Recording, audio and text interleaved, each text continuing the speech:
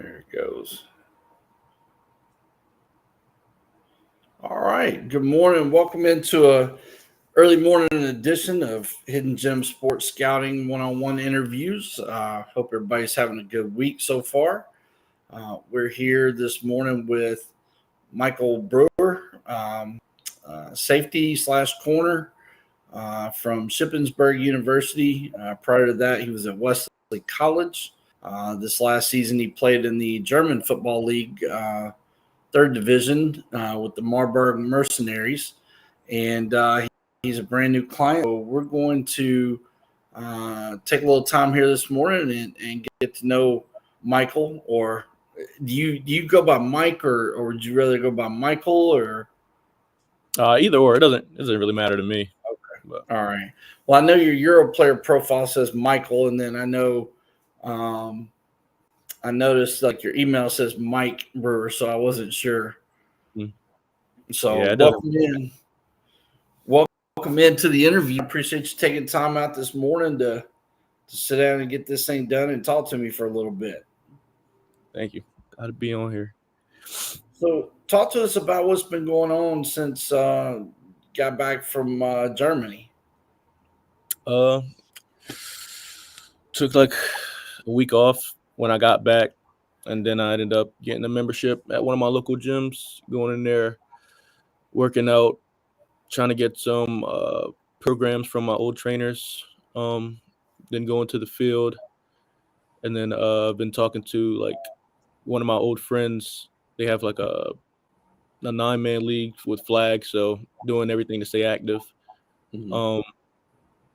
Then other than that, I've just been hanging with family. That's just about it.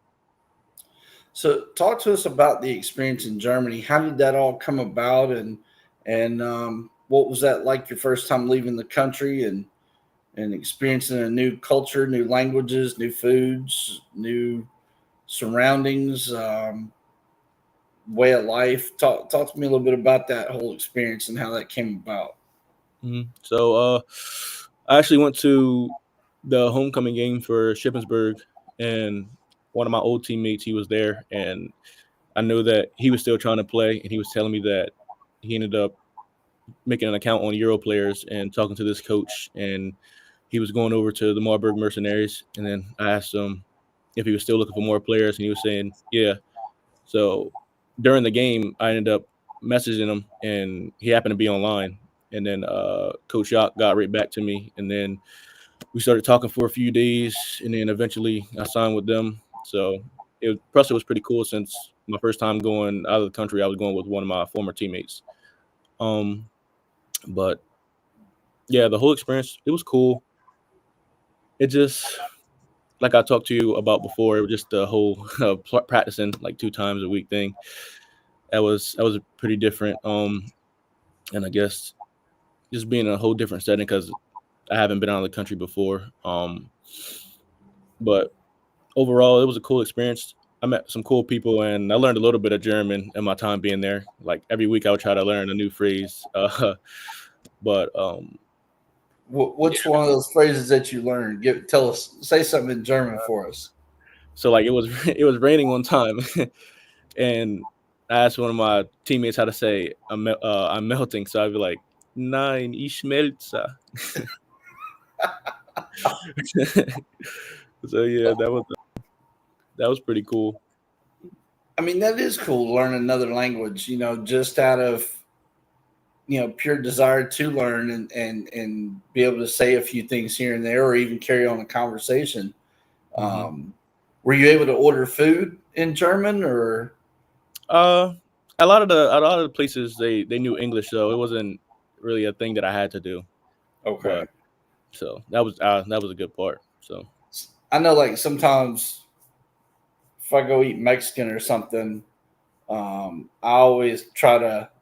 Sometimes I get curious and want to try to order it in Spanish just to see if I can say it correctly. And so I took 2 years of Spanish in high school with a military translator as our teacher. And unfortunately, back in high school, being a football player, I didn't, like a lot of football players, I didn't pay close attention, and I did just enough to get by. And, oh, I'm just trying to get recruited. I'm not here to make an A. So I didn't learn enough to carry on a conversation like you. I learned a phrase or two there, or how to tell time, or how to count to 10, or and so it's enough to say, okay, I learned something, but not enough to be dangerous with it. So that's pretty cool, though. Have you taken an interest in trying to learn some of their language and learn about their culture and stuff. That's really cool. Yeah. Um, how how receptive were your German teammates? They were as in they were as in me in which way? As in the conversation way, or as in the Well, just as you becoming one of their teammates, a new person oh, coming um, in, were they they real were receptive and welcoming? they were actually pretty much cooler than I thought they would be.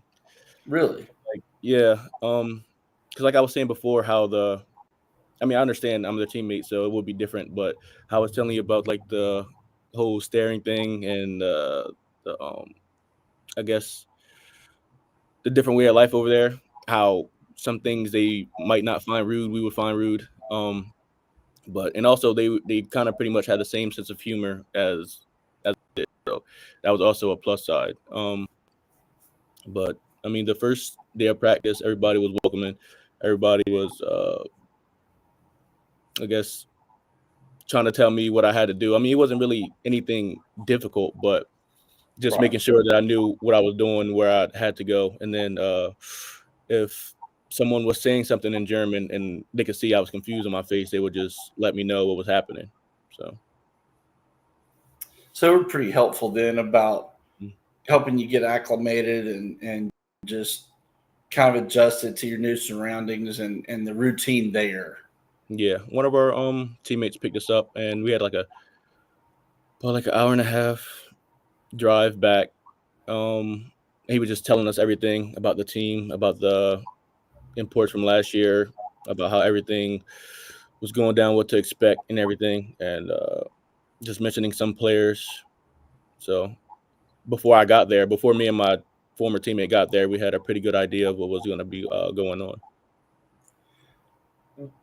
How was it from like an accommodation standpoint, meals, pay, taking care of you, kind of just the whole package in general, your flights, ensuring that you had the things you needed.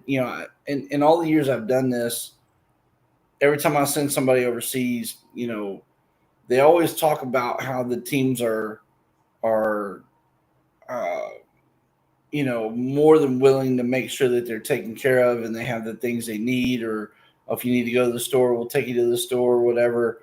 Was it kind of the same situation with Marburg with you, or Um, I mean, then yeah, some sometimes I mean sometimes people were busy, so I guess they couldn't like really get come to us. But most of the time, like after practice, we had this one teammate who we came pretty close with. He was a lineman, O lineman.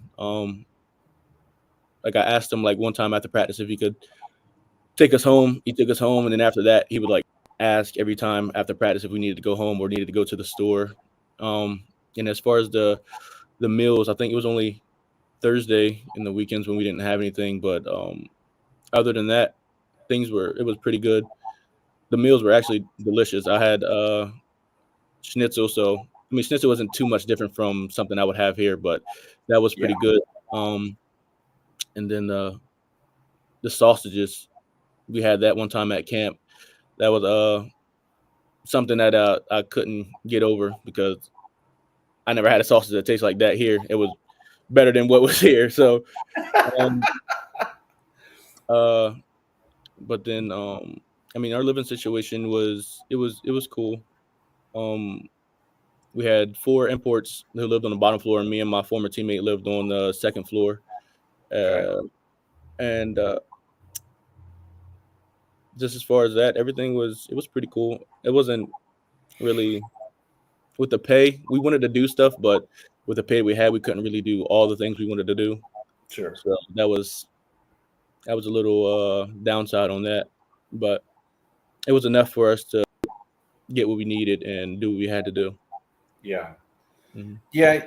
I mean, you're not going to get by any stretch of the imagination. I always have to have that conversation with clients about the pay scales and the team budgets and, you know, um, what they're able to do and not do. So it is a little different. And I'm sure, but I always talk to clients about, if you have a laptop and you can find like a work from home job, you can, as long as you have internet, you can get online and work while you're there and make some extra money. And so some people do that and some people don't, it just depends on what their choosing is. But so to get back on the field football wise and to start to pursue this professional journey, um, how did it feel just getting back on the field and competing on an international platform? How was that for you? It was great. It was. I was took a year off, like I was telling you before. Well, I didn't tell you I took a year, but during the time when I was going to those camps and everything, I had took that was a year that I took off. But it was great being back out, being able to put back on pads, hit other people. That was a big thing that I really missed. But the competition wise, it was good. Like there were some that weren't really great competition wise, but there was like some receivers that we had that really gave good competition, and I felt like they actually made me better when going against them. So Yeah, and that's something too I talk about a lot with clients is that in that situation, and you and I talked a little bit about it. There are some talented athletes in the European area, in the European circuit, local Europeans and things like that. But obviously, as we talked about, for them on their end of it is kind of a semi-professional type situation because they don't get paid to play. They have to work jobs and take care of families and stuff like that. So, um, in some countries, they take it very seriously. They want to be like what they see on TV with American college football, NFL football, and now that college and the NFL is starting to uh, make more trips upon, they're getting to see it in person. So there's a lot of those teams in the different countries. That's all they want to do is be like us, be like what they see from a competitive standpoint, um, from a pageantry, from a drama standpoint. They want their football to look like ours, and so a mhm. lot of those teams, players, coaches, whatever, they work extremely hard and they dedicate themselves to being as close to what they see as possible. So yeah, I'm sure there is some good competition over there, and I'm sure there's some that's probably Yeah, not quite up to your level. So, um, how many games did y'all end up playing for your season? 10. 10 games. Okay. Mhm. Now I know with the German system, especially, and I'm pretty certain with all the other countries, you win, you get promoted up to a new division. Um, did you guys win enough that Marburg would be in line to be promoted upwards, or? No, we had lost to the same team. Oh wow, Yeah, okay, I so got you. Well, that's I'm glad you got to experience that. I always tell athletes that if you're still single and you're not married and you don't have kids or house payment or the normal adult things tying you down, um, I always recommend go over there for a season, get out of the country, experience another culture, another way of life, languages, foods, etc. Because I think it gives a young adult a more worldly perspective on life, and so um, That's really cool that you got to experience that, especially with a former teammate. So um, let's kind of step back for a moment. Let's kind of start from the beginning. Talk about where you're originally from, where you played your high school ball, what positions you played in high school, and then once we'll move on from that, and we'll talk about your college journey. Hmm. Uh, from Bridgeville, Delaware, I went to Woodbridge High School between Bridgeville and Greenwood, and I played quarterback my JV year. Well, first two JV years, and then my junior year, I went to receiver, and I played one game. I think at safety. It was a playoff game. I just got thrown in there. I forget why, but I think somebody was hurt or something. I got thrown there, and I actually got a pick that play. And then my senior year, I went to DN. I played safety. I mean, played receiver still, but I also played DN. So Wow. So you were all over the field then. yeah. So at what point did you make the full time transition to the dark side? So I didn't really have any offers coming out of high school. I had Coach Drass come talk to me once after I went to a training session with one of my cousins. He was a year younger than me, but he went to a training session with the offensive coordinator for Wesley, and he needed a receiver, so I went out there with him. And the coach, I was basically out there by myself. My other little cousins was there as well, but I was running the most routes, and he said he liked seeing that. And then after that, he asked me if I was interested in coming, and that's when Coach Drass had came and talked to me like a couple weeks later. Um, and once I got there, we were doing some offensive and defensive drills, but the starters went somewhere else, so they didn't have enough defensive players. And they asked if I wanted to just do some reps just because we needed a body. And our D coordinator seen that, and he just asked me if I wanted to play defense, and I was like, sure. I mean, I never really played defense that much, but I can try it. So then after that, I switched to defense, and we had a JV team at the time to see how we played in games. Um, and then once I started playing safety,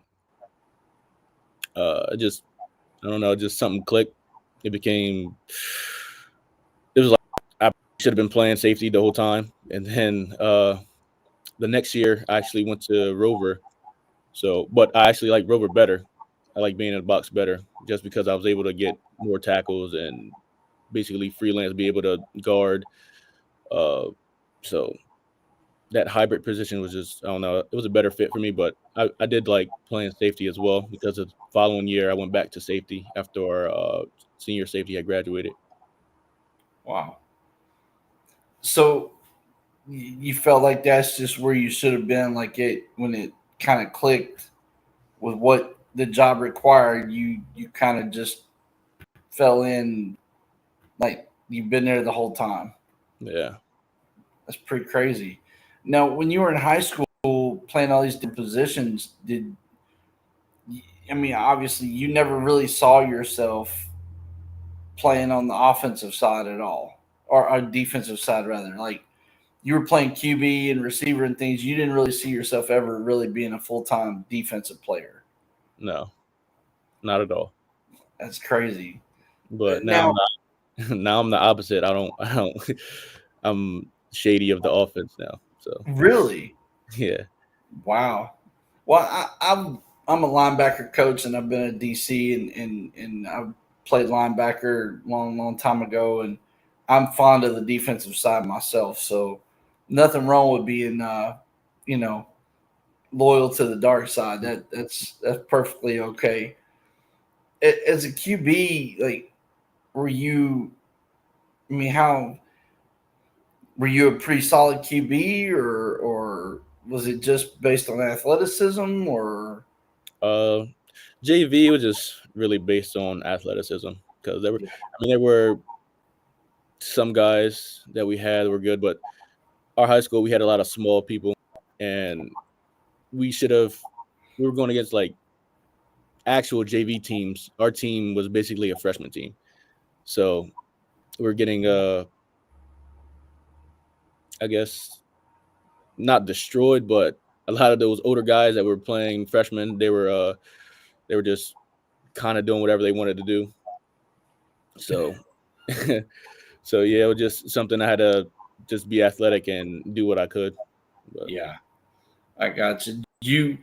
At the time, did you like see yourself being like the next Lamar Jackson or Peyton Manning, or like did you QB like hey, I'm gonna play college and pro and be the next this guy, or Mike Vick was oh, my Mike Vick? Okay, all right. yeah, that was my QB.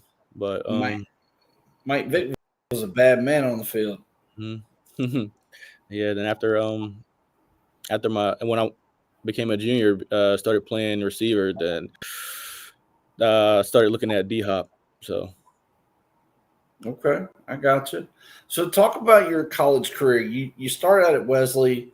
You end up at Shippensburg University after that. Um, how was it?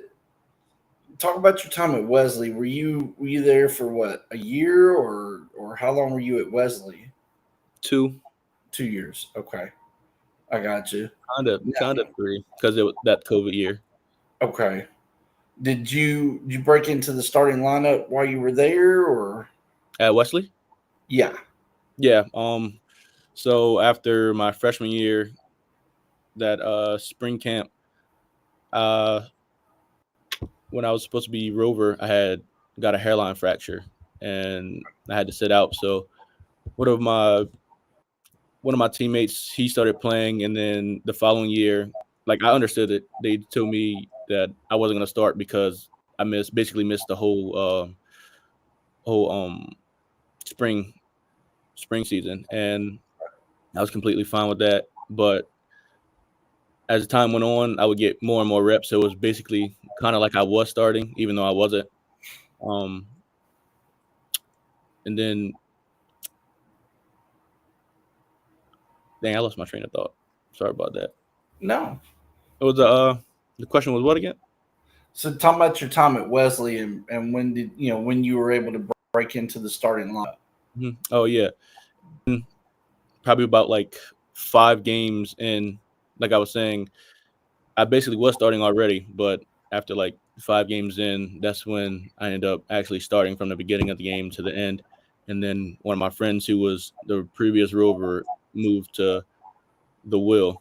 So I mean, it wasn't like I took his position or anything. It just Right. moved to different spots. Yeah. hmm Did When you first got to Wesley, did it take you a long time to get adjusted to college life and the way college football worked, as far as week to week schedule, training, practices, film study, class? Because obviously, going from high school to college, I know there's a percentage of high schools around the country that try to run a block system and be more college type structure, along with the athletic programs, but a lot of schools um, don't run that system, or don't have that set up to where you get a chance to experience what college football is going to look like. Did it take you a long time to transition to that structure, or? Yeah, like you were saying, the about how being in high school, you're doing about just enough to get by, and you're just worried about playing football. Just then after I got to college, seeing that I had to do things off the field as well. Well, more things off the field because of the things like academic probation, having to go to study hall. Then if you don't do these things, you go late to class or something, then you get punished on the football field. Whether it's then you have to do extra, not playing, or some type of punishment that your strength and conditioning coach makes up for you. But yeah, it's kind of hard my first year because I still had that kind of mindset of playing football. I mean, I was doing my work, but still had that kind of mindset, and it didn't really like sit in yet. And then the following year, it just got better. I was able to build a schedule, kind of follow that, be more in tune with doing both school and playing football. Yeah, I'm sure the college football structure There's more weightlifting sessions, I'm sure, early in the morning, and then there's class right behind it, or study hall, or film study. Like your day is structured in such a way that there's something going on probably just about every hour. And I'm sure that it requires a little bit more commitment to managing time each day, managing your daily schedule, to ensure that you get the things done you need to get done and be where you need to be. Yeah. And so as you got adjusted that second year, you became more comfortable with the lifestyle and the structure, and started to just kind of flow at that point. Hmm. Okay. What caused the transfer to Shippensburg? Why the move after 2 years or almost three at Wesley? Well, I mean, I talked to this. I say this to a lot of people. I would have never left Wesley. I actually seen myself graduating from there, playing all 4 years there. Well, Mhm. 5. From Didn't play really freshman year. Um, but after they shut down, I had to find somewhere to go. A couple of teams hit me up, a couple of other D3 schools, but I figured since I got a transfer anyway, I wasn't really trying to go to another D3 school.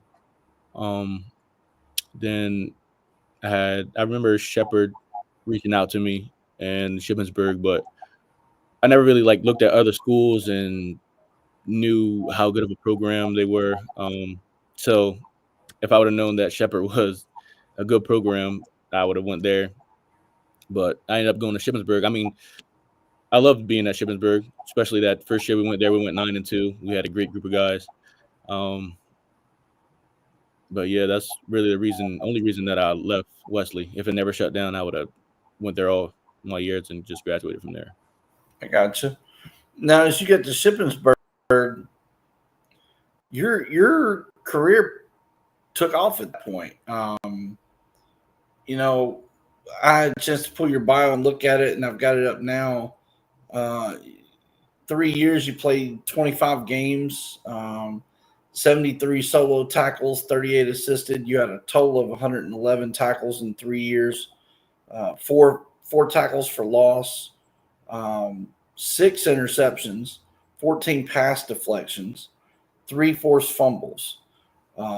That's a pretty solid production line there. Um, what was it that just kind of, I don't know, kind of clicked? I guess I don't have a better word for it, but what kind of clicked for you right there, and kind of helped you just really take off at Shippensburg? Um, I really got like a full year of full year of just being able to play because, like I said, the year that I went to safety at Wesley, it was a COVID year, so we only played probably like 4 games. Um, but yeah, having to play that full year and having those guys with me because I had a safety Trey Paul. He helped me out a lot when I didn't know like what was going on and everything. When I just felt like everything was moving kind of fast, he would be there, let me know what I was doing, what I needed to be doing. He would help me when I was studying the plays and everything, making sure I knew where to go. Um, but yeah, that was just he was like a big part of helping me that season because it was kind of knowing what I was finally getting into the groove kind of at Wesley, and then having the transfer to Shippensburg and having to learn the new plays and everything during camp because just a couple months ago I was just playing at Wesley like because of the spring season, and then like probably like 3-4 months later I'm playing for another school uh, for the fall season. So he was really a big help of getting me to where I needed to be, and that helped me make a lot of plays. Now, talk about from an awards and honor standpoint. Were there accolades that you achieved while at Shippensburg, or No, no all one of my conferences or anything? Or no my first year there, my coach had told me he said it was probably because that was my first year being there or whatnot. So I wasn't really. I mean, I really wasn't really too worried about it. But I mean, I guess it is what it is. Yeah, I gotcha. Um, so you leave Shippensburg, pretty solid, productive career. You find your way to Germany in the GFL 3, um, and obviously we all know that the end goal for every football player, no matter who they are, where they've been, it's always the NFL. So I know that's the end all answer. But the question I always pose, and I think I even posed it to you, was if the NFL's not knocking on the door today, if they're not calling you tomorrow or today, offering you an opportunity, what are your immediate goals and plans? What leagues are you looking to get into next or attack next as far as that next step in building your resume to continue climbing that ladder and garnering that attention? Uh, the CFL, UFL, or IFL. Okay. I got you. So there's no desire to play overseas any further, like I GFL mean, 1 or ELF or any of those things.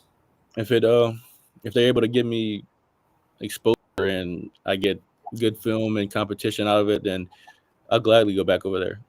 I But got you. I just feel like those other three will give me exposure. So Sure. Understood. Understood completely. Um, let's talk about the your off season conditioning program right now as it stands. I know you've probably only been home for a short time.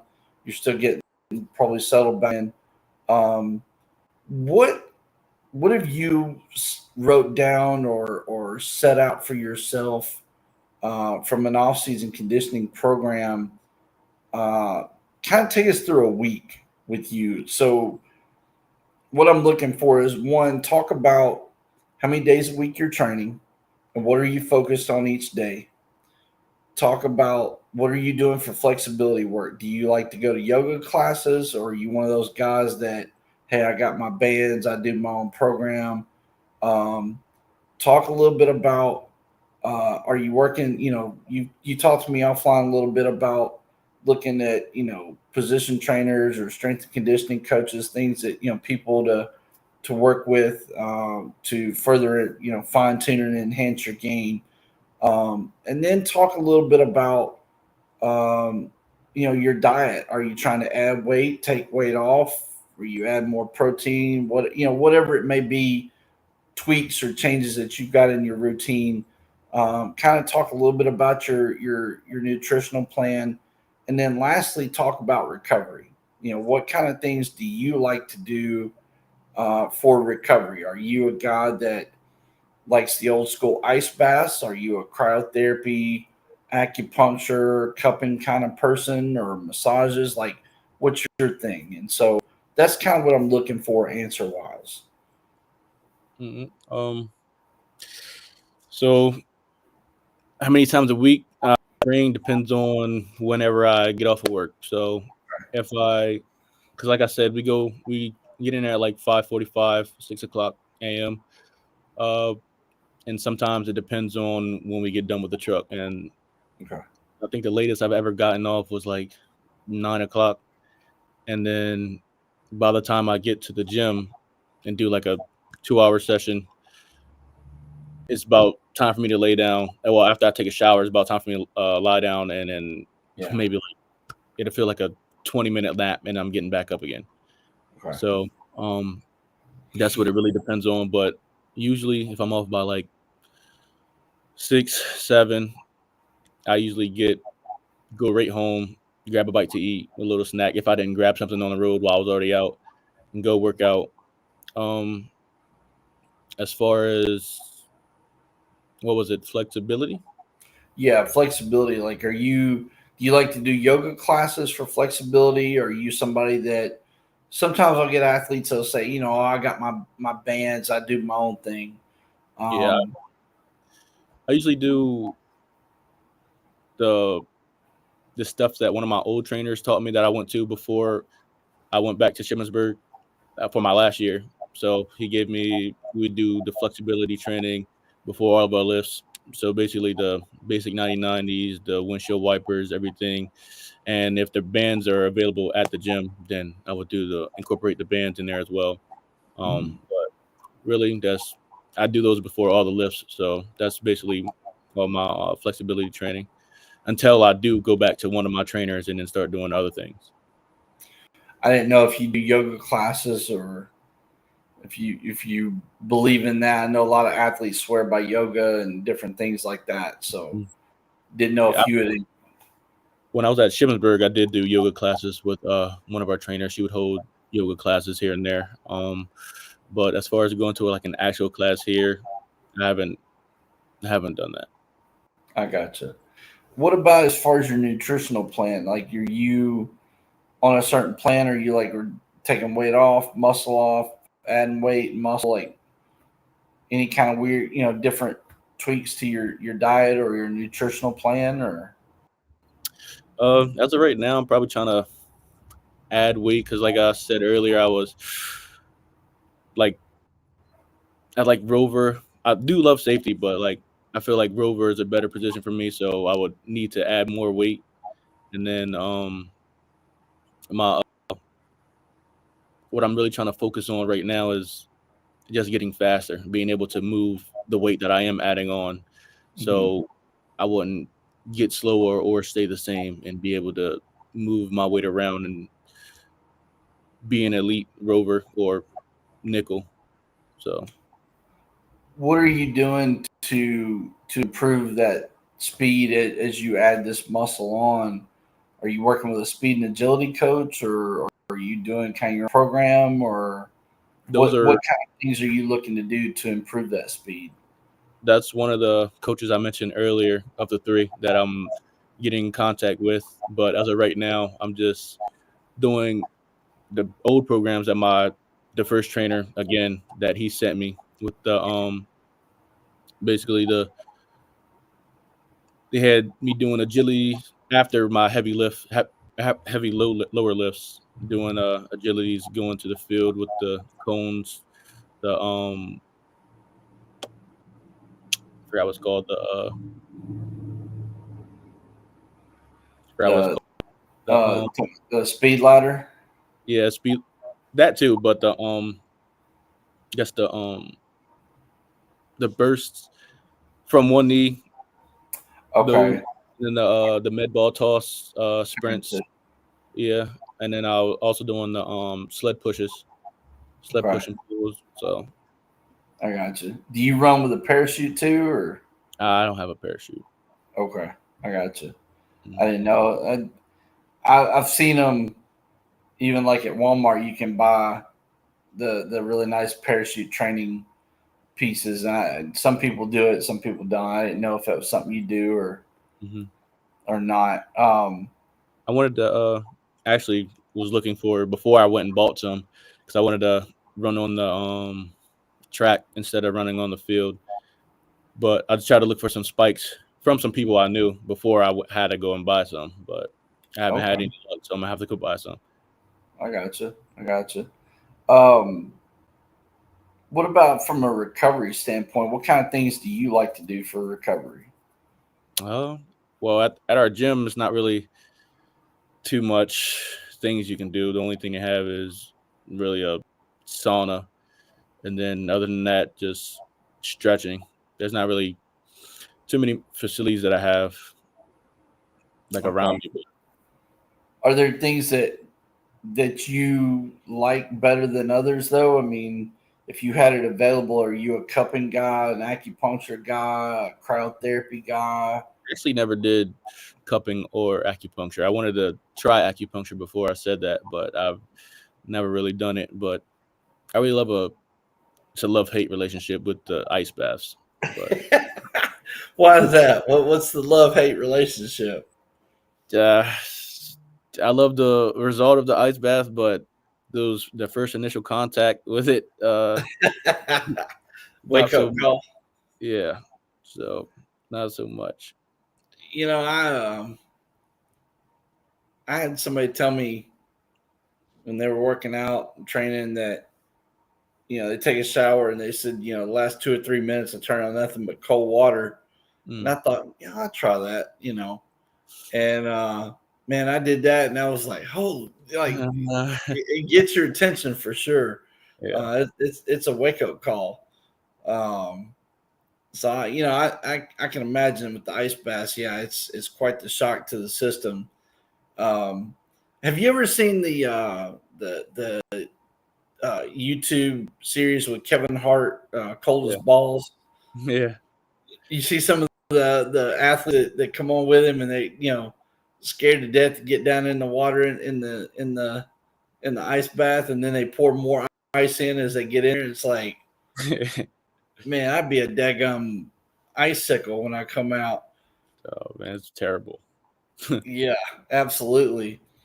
Um, like I think it was I watched I think it was the one with Undertaker. And the Mhm. Undertaker just got right on in there. Like he was like, I don't care.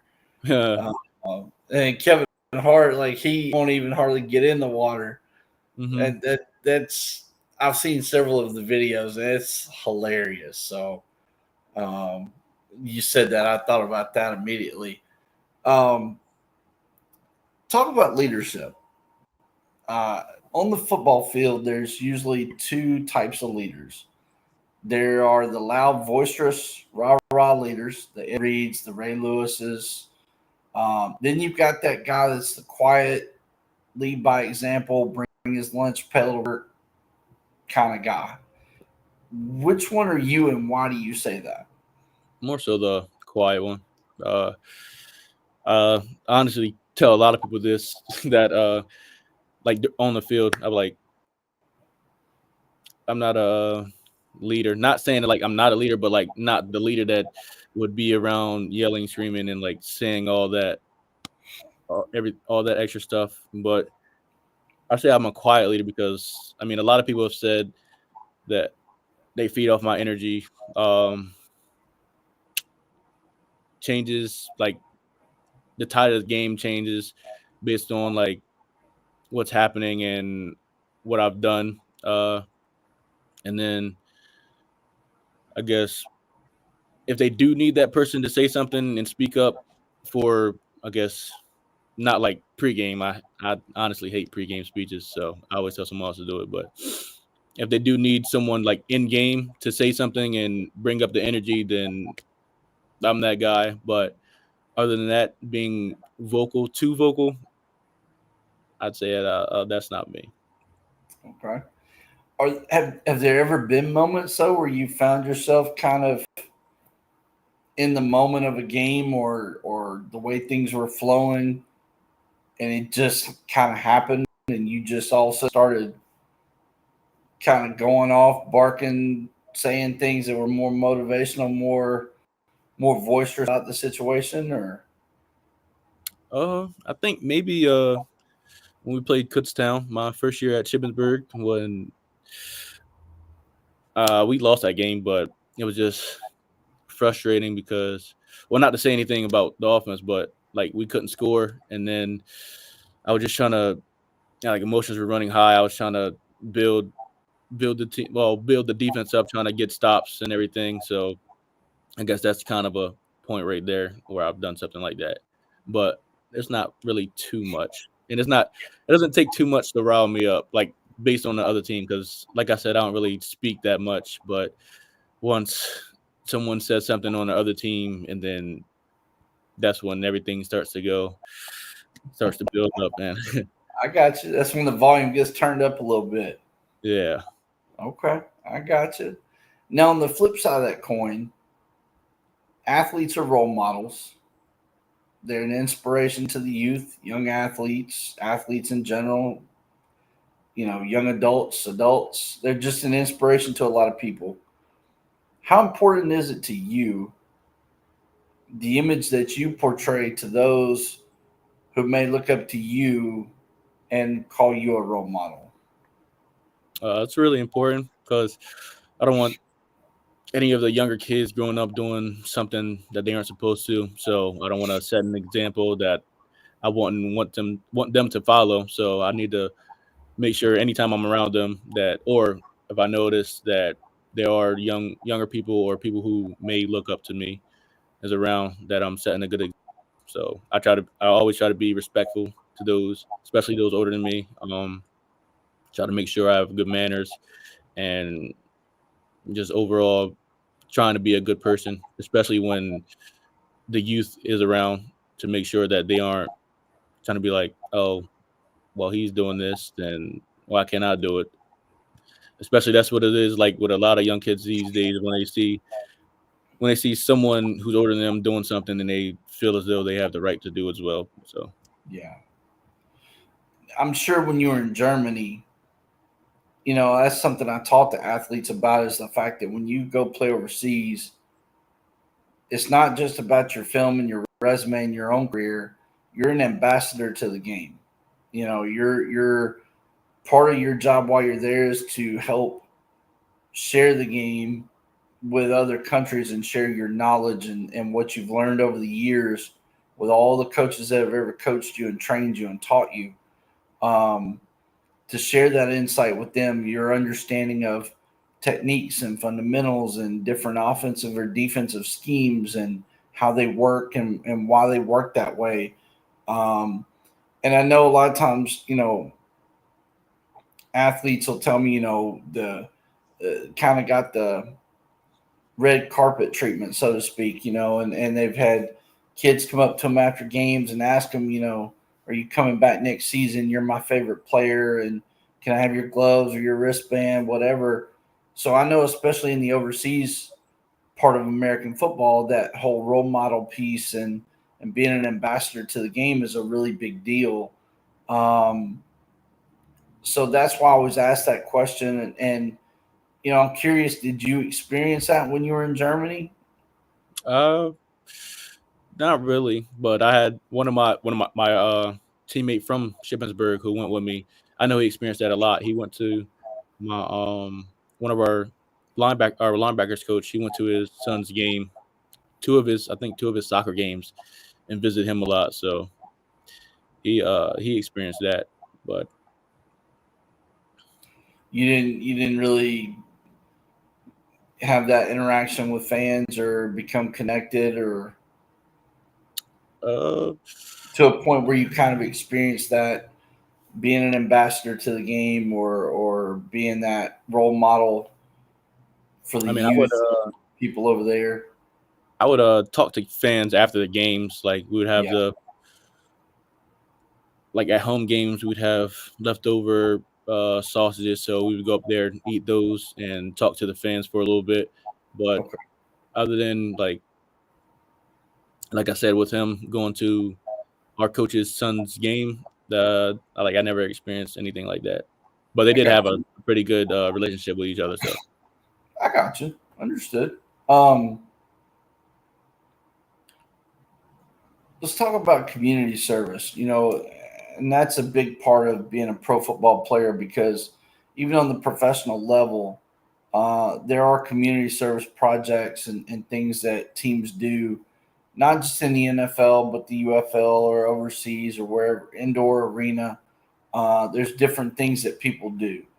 Um, talk about an experience that you had in college that maybe really kind of resonated with you to where you were like, man, I want to keep doing stuff like this, after my college time, or um, and then kind of talk about something on the flip side. Maybe you've heard about you've seen on TV or on social media, or you read about in a book or a magazine, or heard on the radio, something that you said, man, I want to get involved in that. I want to make my mark in that, as a professional athlete. Kind of talk about those two things. that's a community service thing. Something I did. We didn't really do too many in Shippensburg, but like it was basically the same thing each year, but it was the just cleaning up around Shippensburg. So we would meet each other in the morning. Us, the football team, and a couple other teams would meet in the morning, and then we would go around the community. I think we would have designated areas, and then I think our area was like around the Walmart complex. So we had to clean up all the trash around there, and then once we were done, we would just bring the bags back. Um, I mean, that was like a pretty normal experience for me, but I mean, it does feel good knowing that you're doing something to help out, even if it's like not something that some people wouldn't think would be helping out immediately. It is still helping out because there's trash on the world, well, on the planet. But Mhm. then something I seen a couple of people like giving back to their communities after they've gone and come back to the communities, knowing that a lot of people don't have what they have, and helping out to like doing basically like back to school drives, giving out food during holidays or whatever. Um, and I know a lot of people and a lot of people around the community where I'm from who like really love to have that done for them and done for their kids. I know like a lot of families are struggling, so that's Mhm. something I would love to do. How important is community service to you and giving back to your community? Very, because you can't do something. Well, have something, have something, and knowing that others don't have anything, and then especially around your community, and you're not helping them. That's creating a bad image on you, especially with people you've been around. If it's not even immediate family, you've technically still been around them, been in their position, maybe not their shoes, but you not helping out. I mean, I'm not saying like you're obligated to help out, but Mhm. just that your sense of self helping out, knowing that other people are struggling when you have the opportunity to help out, that's a really big deal. Yeah, I don't think there's enough community service in the world, and I think if we spent more time trying to help others uh, versus worrying about our own individual agendas and getting ahead and things like that, I think the world would be a better place. Um, America has one of the largest homeless populations, and a large percentage of that is disabled veterans like myself, or veterans in general. Um, and in today's society, with the cost of living continuing to skyrocket and price of groceries, going, becoming astronomical, um, more and more people struggle today. And I think that when we have a chance to give back to our community and to do things for others, I think if we spent more time trying to figure out ways to do those things, I think we would have a much better, world to live in. And so I personally think it's important. And I wanted to, that's why I asked that question. I want to get your take on it. Yeah, and a lot of times it doesn't even really take much to do something for the community. So Yeah. it's not like it's a big burden for someone who's already well established themselves or has more than enough to do even a little bit. So it's not like something that uh I guess something that grand that would take more than what you would think. So Oh yeah, absolutely. It doesn't take a whole lot of effort to do something to give back to the community. There's countless ways that can be done. mhm. Um, so I totally agree with that. Um, whether it's soup kitchens or food drives or um, doing free camps for the kids like sports camps or um, Habitat for Humanity building houses. Mhm. Um, there's all sorts of different things that can be done, and they don't take a lot of effort. And so, I think that's a really important part of life that a lot of people don't put enough time and effort into. Um, who do you look up to and why? My mom. Okay. So I lost my dad when I was in high school. I mean, it was pretty hard, but she's always been there for me, pushing, pushing me, wanting me to fulfill my dreams. Been there every step of the way. And then she just, I know she goes through things probably more than she lets me know, but uh, just she doesn't even I don't know, doesn't she just great role model. Gotcha. I'm trying to put in the words without tearing up, but I understand. um, just everything we've been through, and she's still going strong. Just I don't know, just love her. Understand. Understand completely. Um, when you're on the field, who do you try to model your game after? Um, Is there specific players, past or present, that you try to model your style of play after?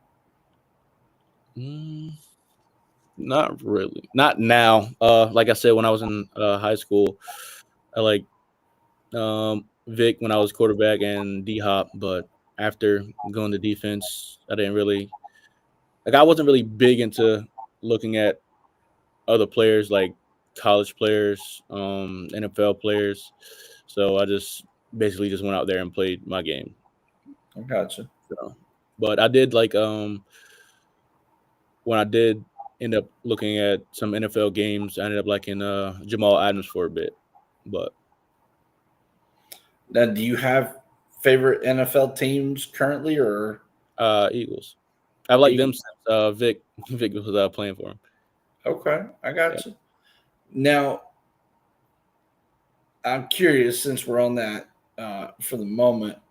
Um, what's been your takeaway thus far in the first few weeks of the NFL season? Who do you see that's exceeding expectations, and who do you see that's maybe falling below expectations? I've seen the only games I've watched was the two first games Eagles played, and I caught a glimpse of the highlights from the Lions and Bills game, and then the Ravens game. Okay, So I don't know. I don't think the Ravens are doing too hot, but I think the Lions. I kind of figured after last year the Lions were going to be pretty good. Um, but other than that, Eagles they've been like every year being scary. Not scary as in playing, but like having scary games yeah, and then pulling out during the end. So I mean, those are only the couple games I've watched. So I went to the beat ups to watch the Eagles and Cowboys game, and that was a little. It wasn't even 20 seconds in the game, and Jalen Carter got ejected. So yeah. Was that the spitting incident? yeah, Yeah, it's it's unfortunate that players lose their bearing and composure. Can't maintain their self discipline any better than that. It hurts the team more than it hurts them. Mhm. But it's part of the game. It's things that happen like that. So um, now, obviously, I know you play college ball, but I'm just curious. Do you have a specific college team that you watch or keep up with, or But no, I don't have a college team. really? Do you watch college football as just a fan in general, or Sometimes if it comes on, but a lot of people are kind of shocked when I tell them this, but I don't really. I mean, I watch football if it comes on, or if like a group of people are going to go watch it, but I'm not really a person that likes to watch other people play. okay? I got I you. mean, I've been to a couple of games though. I mean, I love going to games. I've probably been to like three, but that's about it. If I'm watching it on TV, I'm not really fond of it, but I do love the atmosphere of being at the actual game. Yeah. Well, then I'm gonna ask you this because this is This is something I've discussed with other coaches and scouts and kind of our own little conversations. But I'll ask you as a player, if you've watched a couple of NFL games, obviously you know that they've taken the kickoff out of the game and altered it to the XFL's version. Do you agree or disagree with that? Do you like it or dislike it? Um, I mean, I do like it because it's less calls for injuries, having the kickoff team running full speed and the kick return team running backwards and having to come back and then take a head-on collision. Mm. So it's definitely more safer for the front lines as well. But I mean, it was just more, I guess, more entertaining the old way. But this way is definitely safer. I have a different opinion. I think it's the stupidest thing they could have done. Mhm. I think it should be reversed immediately. That's the biggest play in the game of football is the kickoff. Fans want to see that, and they want to see collisions. They want to see physical contact. That's the reason the sport was created. It wasn't created for the faint at heart or the weak or the timid. And my thing is, football players are not forced to play the game. You don't. No one put a gun to your head and said play the game of football. You chose to play the game of football. When you choose to play the game, you choose to accept the consequences of what comes with that. Mhm. Um, yes, I get it that athletes are stronger, bigger, faster now. Science has evolved.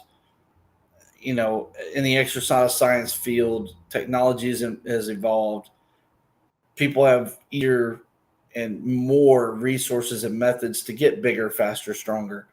But my thing is, if you don't want to get hurt, go play chess, go play tennis. There are other sports where you don't get physically hurt. Um, that would be like me as a Marine saying, well, can we alter war to where I don't get shot or killed? Is Mhm. there a way we can fight a war without getting hurt? Yeah. That's just part of war. That's what happens. And when you become a military person, you accept the responsibility of signing that contract and the consequences. Um, and I'm an old school football guy. I grew up in the 80s and 90s when football was much tougher and um, much more realistic to the way the game was designed. Mhm. Receivers could be hit coming across the field. That's what I don't Um, like anymore. I don't you like. know, as a receiver, like you knew if you cut across the middle of the field, you might get hit and flipped upside down, or helicopter spun, or get your head taken off. And you saw receivers have to really be extremely committed to their craft and focused on having extreme mental focus, being able to catch the ball, knowing they're going to get hit. Mhm. And it's up to Um, their quarterback knowing who's in the area. So. yeah, exactly. And having to read progressions and really find open guys and not just throwing and putting guys in harm's way. But I'm all for players being safe and not getting hurt. Um, you know, to whatever extent that can be implemented, but the game was created to be a simulation of war without the killing and the maiming, but it was designed to be a physical collision contact sport. And being a linebacker coach, um, I'm all about contact and physicality, and so um, I don't like the targeting rule. I don't like Mhm. this new rule where when you sack the QB, you can't put your weight on them, or um, uh, I don't like where the game has gone now to where there's no real tackling. It's Yeah. it's it's Pop Warner grabbing somebody and throwing them around, or um, reaching for shoestrings and ankles, and um, I don't know. There's certain parts of the game, and it's you know I don't know. I have an opinion. I just think that a lot of the things about football need to go back to the way it was, um, but yeah, I was curious about your take on that. So, I mean, I uh, agree with football needing to go back with all these flags and everything. But yeah, the I mean the kickoff. That's why I think a big part is of why they changed it. So I mean, if the regular kickoff was still going, probably would have seen way more flags Yeah. on kickoff. So Well, my thing is when you start restricting the game and you flag every little thing, you get more people hurt more mhm, seriously, which is what you're seeing because defensive players you can't just hold your body up in mid motion to where you're flying 100 miles an hour. All of a sudden, in mid tackle, you can't just make your body slow up or change the way you go about tackling somebody. yeah, That's when people hurt, and that's a lot of what you're seeing now is the injuries are a result of these stupid rules and adjustments to the game. And so I don't know. I'm not a fan of the new game. I don't really watch a lot of NFL football. Occasionally I catch a game, but I'm more of a college fan. They mhm, still play the game the way it's supposed to be played to a certain extent. I don't agree with the targeting rules there either, but yeah, it's still somewhat like the way it used to be. And you know, I don't know. I just see the game dumbed down to eventually it's just going to be flag football. And that's unfortunate because these people have spent millions of dollars on these big stadiums, and then what? They'll just sit and not be used because you don't need a stadium to play flag football. You just need a field yeah, and flags. And um, I don't know. I just think we've football is just a small piece of the change in society. We're weakening men, and just weakening and dumbing down things for men to a point where men are not men anymore. mhm. And I'm trying to say that in the most politically correct way uh, possible. But yeah, I was just curious on your take on that. So um, Yeah, I'm about to say I love the old kickoff myself, but that was, that was my favorite thing in high school because I would just in high school they didn't really. I don't definitely do not remember them teaching us any slip techniques to get around the blockers. So I would just literally just run straight through the first line. So that well, was my yeah, favorite thing. yeah, that's one way of doing it. I mean, sometimes you can probably use a rip move like a defensive lineman and kind of evade most of the contact. Mhm. Um, but yeah, I don't know. I'm not much of a fan of the new changes for the game of football. So um, I think Mothers of America have had too much influence on the game and had too much of a an ability to have a say so. Mhm. And when they get to the politicians, that's what happens. And so um, anyway, um, when the game is when you've played your last game, when you've hung your cleats up for the final time, um, where where does Michael go? What's your goals? What's your dreams? What's your plans after the game of football? I've been talking. I probably think I'll probably become a police officer. Really? Yeah. Why that route? When I was in high school, that was like something I wanted to do. And then when I Okay. got to, I was gonna take criminal justice in college, but then I took a class, one of my first year seminar classes. Mhm. It was a theater class, and I liked it. So, but we didn't have like any majors dealing with theater. So Mhm. I ended up getting into photography, and then after that, I ended up keeping that major. And then when I got to Shippensburg, I had to do communication journalism to keep doing photography, and I just been doing that. So it's something I wanted to do when I was younger, but I just never took the major when I was in college. So Okay, I got you. So And way down the road when football's finally done, you're gonna go to the police academy or yeah, probably so. That's what it looks like. A lot of people tell me that they can see me as a police officer as well. So really? Okay. All right. I got you. Very interesting. mhm. Well, I guess it's really kind of hard to ask the fun questions because you don't watch a lot of football or college or pro. So Mm-mm. asking you who you think's going to win the bowl or anything like that. Oh, Eagles, obviously, but Okay. So early prediction is the Eagles. yeah. Understood. Okay. Well, I will ask this one question, and I'm not sure that you're that kind of guy, but I'll ask it anyway. Um, I always kind of finish the interview with maybe one or two fun questions, kind of Mhm.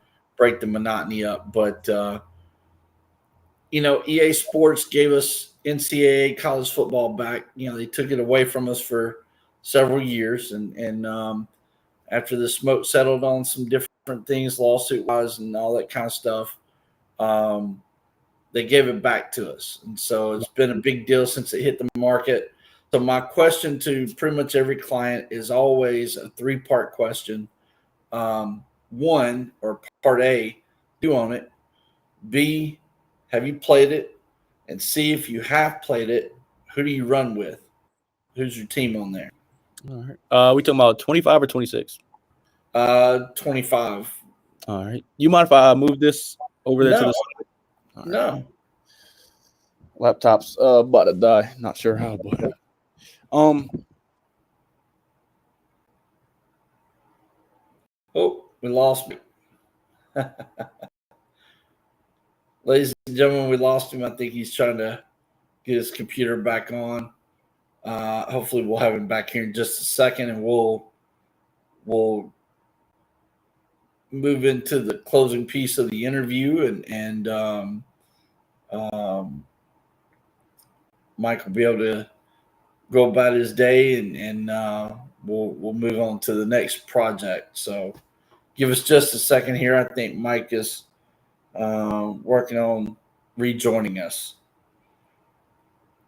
I hope everybody's had a great day thus far. Not sure what the weather's like in different parts of the country. I know it's raining here in the South in Tennessee. Um, but I hope you had a great start to your week. Uh, we are on Hump Day, so we're halfway through the week. Another great week of college football and the NFL coming up. Um,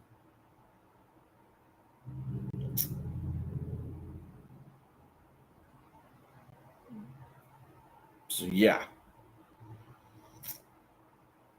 looking forward to another great weekend of college and NFL football, more so college, after the last little piece of discussion we had. Let's see if we can get Mike back in here.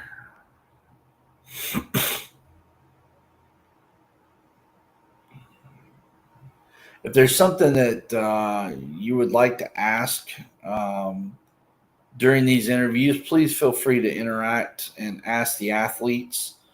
If there's things that we don't cover question wise that you would like to know, by all means, we absolutely invite the interaction, um, and we honestly look forward to it. Truthfully, um,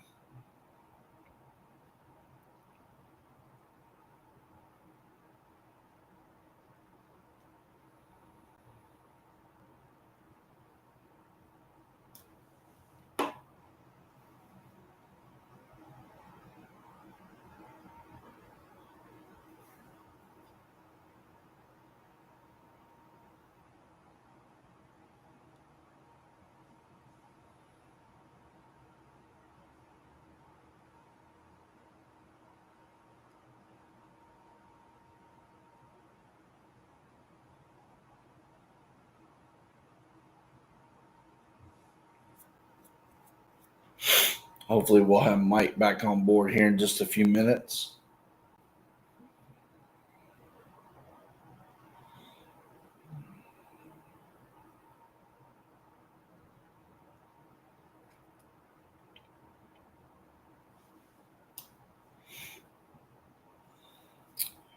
All right, so it looks like he's working to rejoin us. He just texted me and said that he should be coming back in shortly.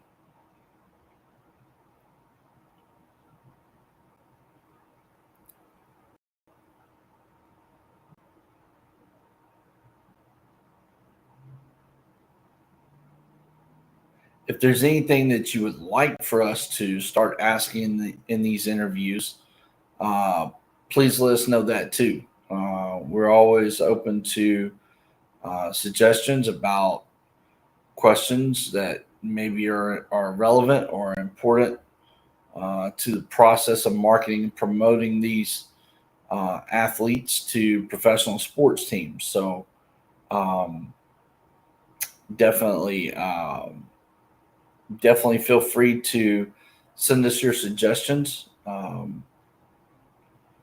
We look forward to hearing those.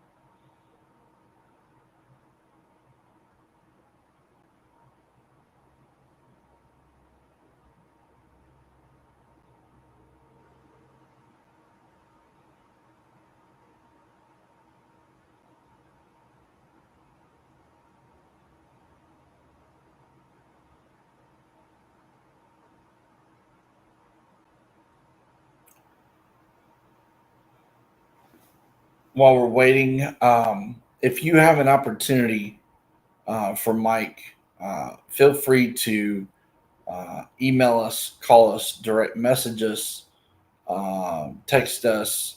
That information is available on our website, our social media pages. Um, we we uh, we respond. Uh, we will respond within a matter of hours to those messages or calls or texts.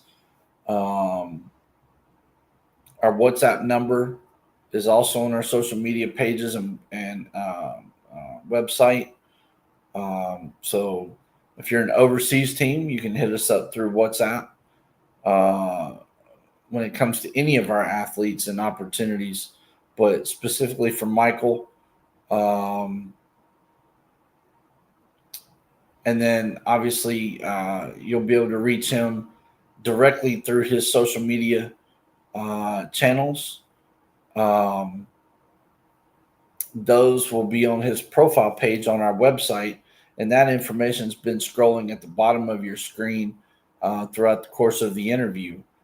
Um, there we go. There's Mike. Uh,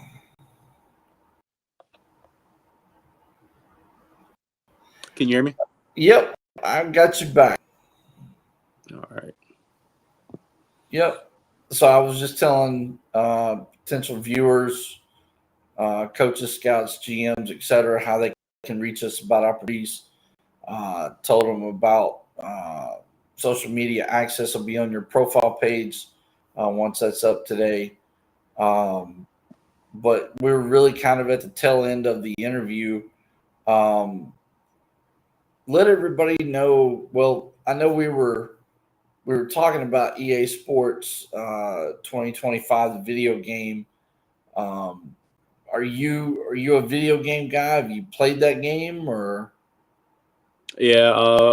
I never really got the game, but my cousin had it and a couple of my friends. So whenever I would go over their house, I would play it. And I really didn't have a certain team that I'd play with. We would I would just play randoms, and that was just about it. So I didn't really, since I didn't have a favorite team, I would always just use a random team, even if someone had picked a team. I got you. How good were you in competition? Uh, I mean, I'd say well, my cousin wasn't really too good, so it's kind of hard to say, but um, I'd say I was a pretty good player. Okay, all right. Certain obviously just doing randoms using random teams, but is there a certain offensive style that you would prefer with a team if you were to pick a team on that game, or certain Um, defensive style that you would prefer? Or nah, with I never really changed my defense style or offensive style on NCAA, but when it came to Madden, I would usually change. I like the Minnesota's defense or 3-4, and but I would use the same offensive playbook. I got So, you.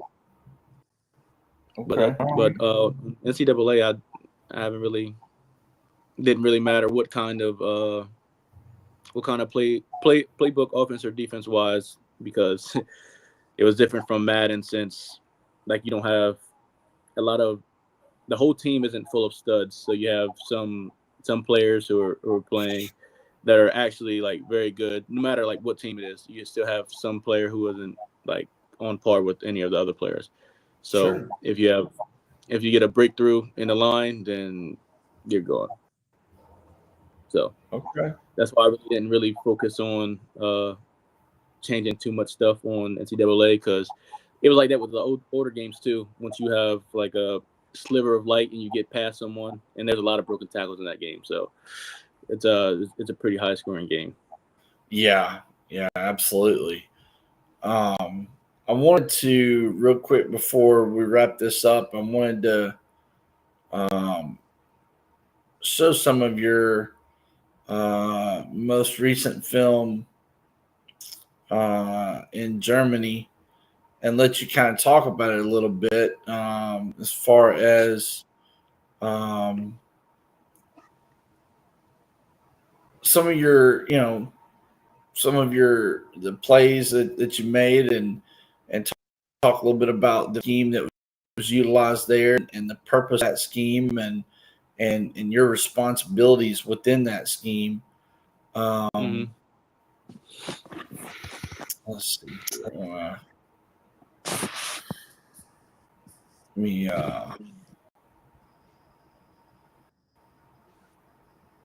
know if I can. Oh, okay. Here we go. Shrink that back down. Okay. So here's your film from Germany. Um, hopefully you can see that. I'm trying to make it where it's bigger. Um, what type of defensive scheme did you guys utilize in Germany? Um, did you guys operate a 4-3, 3-4, Yeah, 4-2-5, four or three. a lot of 4-3? Yeah. And talk about your responsibility position wise within that scheme. I think we talked about it seemed like a lot of this you were at safety. Um, talk about your responsibility within that scheme. Yeah, it Just wasn't generalities, they were basically. it was they weren't really trying to because the guy that I played with in college, he was a great tackler, so they just wanted me in the back to help with the other DBs, the German DBs, making sure that they're all taken care of and make sure I'm there to help if something does go wrong. Um, so I mean, it wasn't like a hard thing, but it was kind of overwhelming in a sense because I can only be so many places at once. So trying to help the guys who aren't, I guess, much better athletically as other Germans, because we did have a German corner who goes against the number one on each team, and he's a pretty good defender. So I really wasn't worried about him as much, although he does sometimes slips up, but it's not often. So having to go all over the field trying to help everyone else, it just sometimes it just gets like not overwhelming, but slips me up and has me hesitate for a split second, making sure that the other guys other than him were taken care of. Did you guys play a lot of cover two or? Mostly cover three, but we did do cover two, but cover three was usually the go-to. So they roll a safety down and adjust to a cover three. Yeah, one of our other starting safety had got hurt, so one of the younger kids, he was a rookie. He ended up playing, and he was a little nervous because it was his first time playing in the GFL. So, but he did pretty good. He wasn't bad. It was just that he was so nervous, so he was thinking about doing too much stuff. But once he got the hang of it, he got better as the year went on. Okay, I got you. So, can you talk about any of these plays that you're seeing now, or? Right here, it was France. We didn't really run France too many times, but it was got called out of. But that's one of our safety blitzes that we ran. I was kind of pretty excited because I don't think we really blitzed that much that game. But have you know it? As soon as I blitzed, the ball was on the ground, so I didn't really get a tackle. And then they had me move the rover right here on this blitz. Let's see. Right there, would just go back. So right here, you're running down the little stutter step you were talking about. Yeah. So here we go. I think this is back to the play you were saying. They moved you to rover. Yeah, they moved me to rover once we got in the red zone, had me blitz. On that drive, this drive right there, and then the one where I blitz and hit the quarterback was the same drive, I believe. So that play worked twice. It was just me being able to notice the cadence from the whole game, and then just reacting off of when he was giving this cadence. Okay.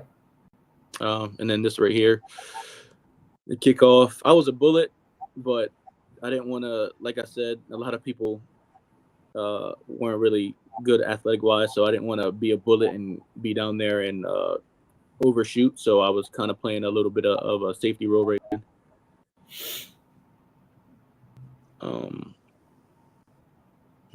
This is a punt return.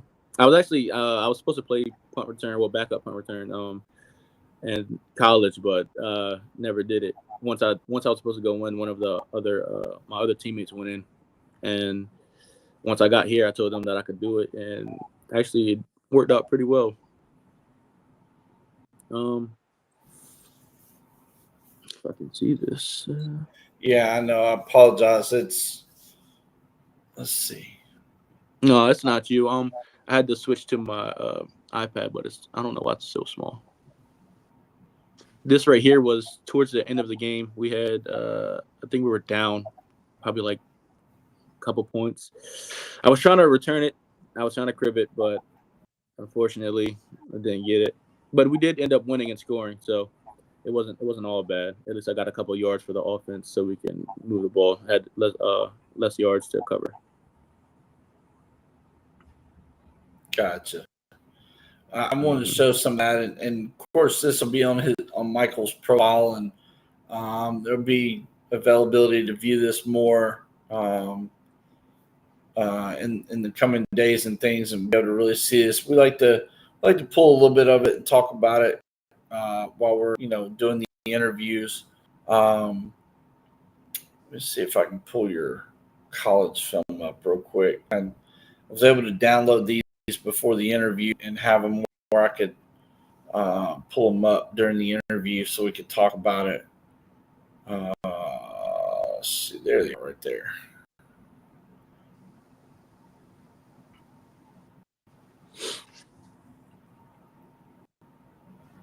Let's see.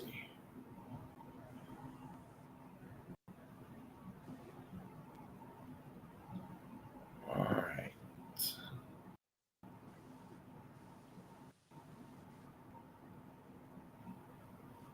Oh, let's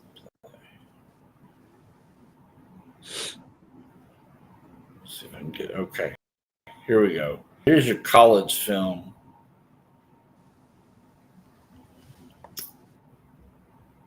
This is the last game against Gannon. There was a corner. He has eyes in the backfield. Was supposed to be deep third, but so I had to. I seen it right off the line though, so that was a good thing. Right here, I was just dropping middle. Seen it was a run play. Just came in, made a pretty good tackle. We were in man right here against Gannon again. Good pressure by the D lineman. Ended up getting a pick and stayed up. I was kind of shocked. I stayed up myself, but this was actually my first pick six at Shippensburg. Now, when you're man coverage, who are you responsible for guarding in that situation? For like at any time? Yeah, it's a safety when you're in man coverage. Who are you responsible for covering? Is it a tight end? Is it a slot receiver? The slot or tight end. Okay.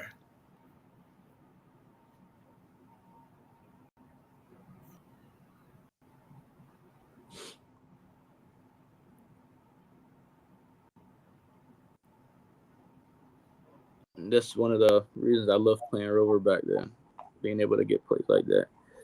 And then I used to just disguise as a man when I was playing Rover, and then just blitz off the edge. And then I act like I was rushing right here. That little spin, I'm not sure why that happened, but this was this play. I feel like this particular play, I feel like should be the first play of the film. Mm-hmm. That's more to me. That's an eye-catching, eye-opening type play. I think that there's a little bit of fine tuning with your film. Some clips can be reordered a little bit and make it to where it pops a little bit more. But I think you do a great job reading and processing what you see in front of you and reacting to it. You can obviously tell you've got a high football IQ. You do a great job in coverage situations, and I think that you're a really physical safety, truthfully. I love the physicality that you play with, and you play with a high motor. You're a solid tackler. So all in all, I really think you're very impressive safety, strong safety type, rover. Um, I definitely think that's kind of where your knack is.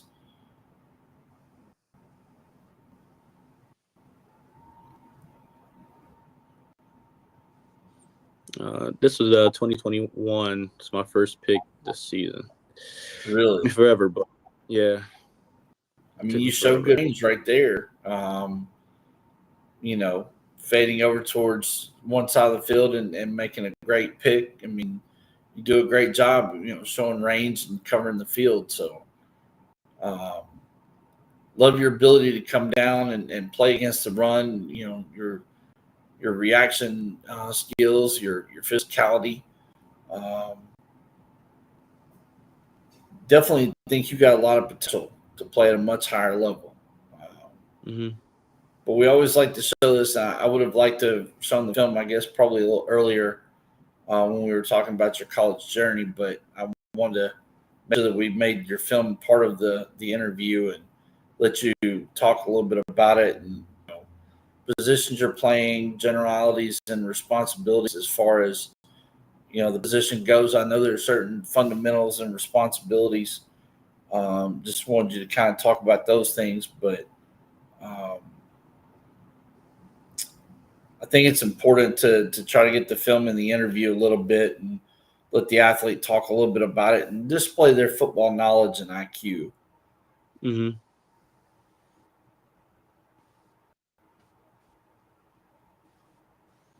This one right here, my coach told me if the end blocked down, then I could go ahead and rush. I wasn't actually supposed to blitz on this play, but I seen Really? him as soon as I seen him. Yeah, as soon as I seen him go inside, then I just started running. I actually got yelled at after that. No, you made a great play. Yeah, I mean, he wasn't Man, really upset. He was just, but it was just the fact that I ended up running blitzing I wasn't supposed to. I got you.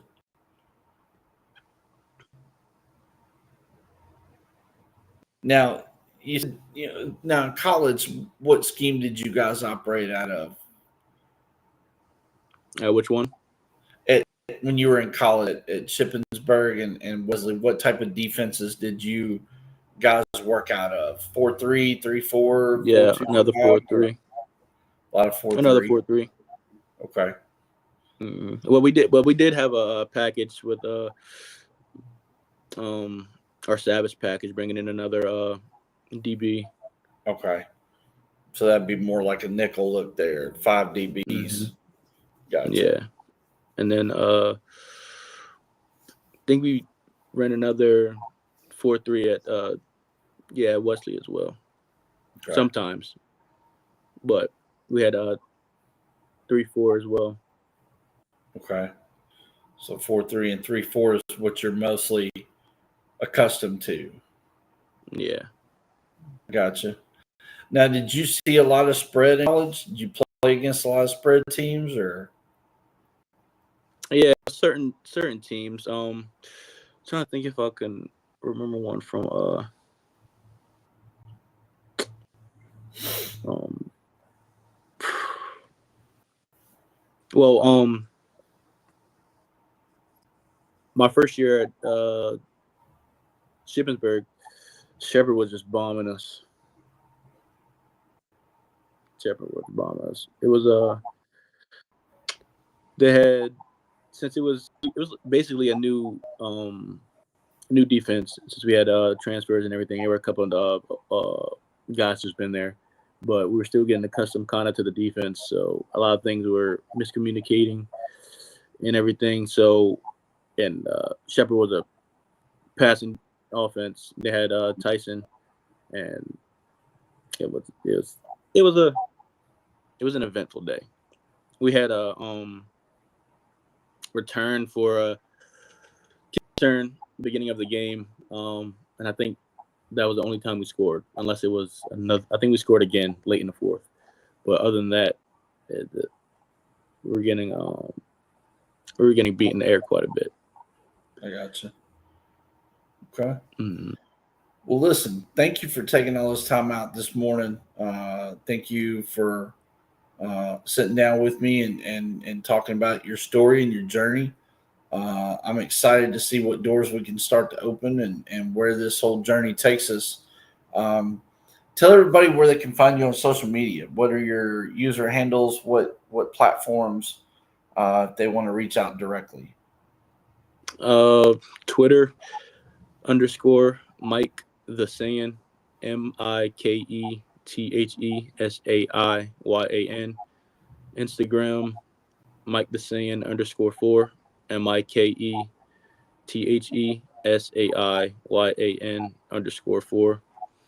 _4. Facebook Mike Brewer. Um, and that's about it, right? That's all of them. Okay. All right. Good deal. Well, as But I said before, anybody that's watching that has an opportunity for Mike, we're available to hear those opportunities. You can text, call, email, direct message us. That information is on our website, our social media channels. Um, you'll be able to access Mike's social media pages from his profile as that gets up and running today.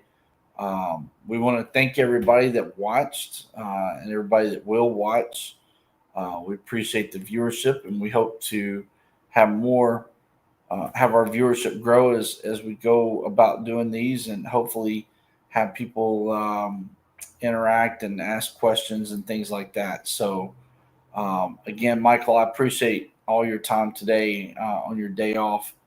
Um, I'll be in touch with you later this evening to update you on your profile and I'll keep you posted on the film project and things like that. And so, um, yeah, so I'll reach out a little bit later this evening as I get some work done today. So, hope everybody has a great rest of your week. Have a great weekend. Enjoy some good football.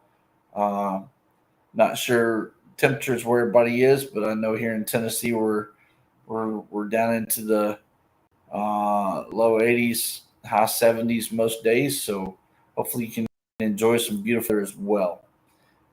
We look forward to seeing everybody back here on another one-on-one interview when we bring another client to the forefront. So that being said, we'll see everybody again soon.